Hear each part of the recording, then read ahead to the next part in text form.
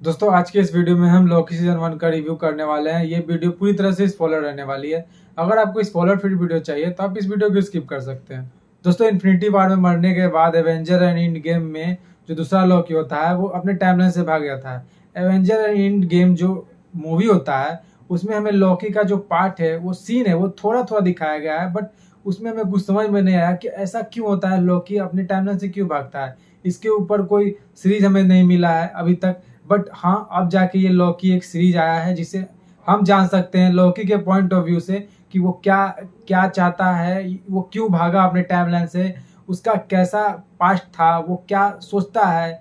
ये हमें इस सीरीज में जानने को मिलेगा उसके बारे में पूरे तरह से डिटेलिंग में। दोस्तों सीजन 1 में हमें दिखाया गया एवेंजर एंड एंड गेम के टाइमलाइन से जब लॉकी भागता है तब उसका सामना होता है एक रहस्यमय लोगों के साथ। रहस्यमय लोग अपने आप को बताते हैं टाइम वेरिएंट अथॉरिटी के एजेंट, और वो एजेंट काम करते हैं टीवीए के लिए। टीवीए वो होता है जो समय के बहाव को स्थिर रखता है, और जो समय के बहाव को स्थिर रखता है उसे कहा जाता है शाश्वत रेखा। और वही शाश्वत रेखा के साथ जो शॉर्टकट लेता है, छेड़छाड़ करता है, उसे टीवीए वाले पकड़ के उस पर मुकदमा चलाते हैं, और उसको अगर वो वेरिएंट खतरनाक होता है तो उसे डिलीट कर दिया जाता है, मतलब खत्म कर दिया जाता है। टीवीए के एजेंट होते हैं जो लॉकी को पकड़ के ले आते हैं टीवीए के हेडक्वार्टर में, और मॉबस उसे पूछताछ करने ले जाता है एक बड़े से कमरे में। और उसी पूछताछ के दौरान जो मॉबस होता है वो लॉकी को दिखाता है बड़े से स्क्रीन पे कुछ ऐसे लॉकी के याद के लम्हे जिसे लॉकी देखकर भावुक हो जाता है कि उसके पीछे कितना कुछ छूट गया, उसने क्या गलती किया, क्या गड़बड़ी किया, क्या आतंक मचाया, जिससे वो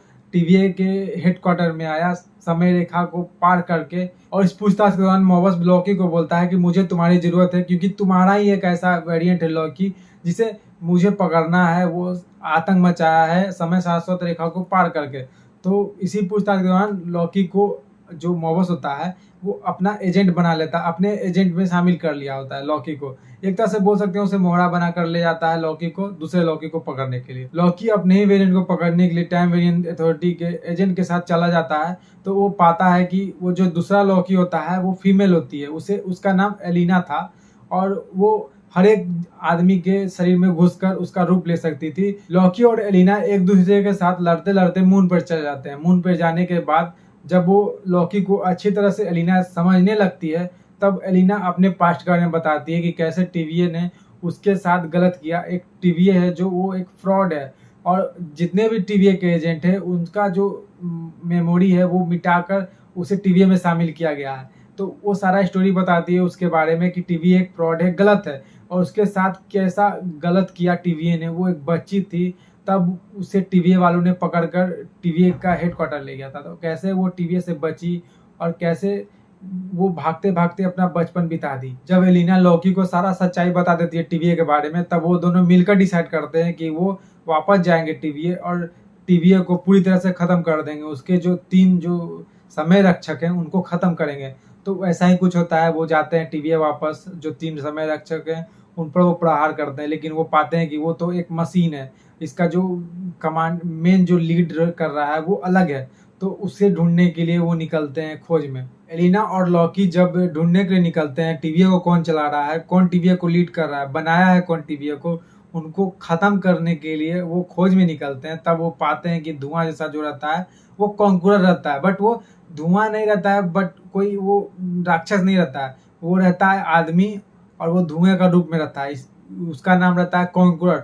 और कॉन्कुरर को हराने के बाद उसको भेंट होता है उसका ही हू रिमेन के साथ। और ही हू रिमेन वो होता है जो टीवीए को चला रहा होता है। बट यहाँ पे आपको एक दिमाग में शॉर्ट सर्किट होगा कि कोई भी हंकर सा टीवीए को चलाने वाला होगा, कोई खुखार होगा, बट वहाँ पे आपका माइंड डेवलप थोड़ा लो हो सकता है, थोड़ा क्या बहुत लो हो सकता है, आपके माइंड में शॉर्ट सर्किट हो सकता है। ये क्या हो गया, मतलब दिखाया जाता है कि कितना मासूम सा दिखने वाला एक टीवीए को चला रहा होता है।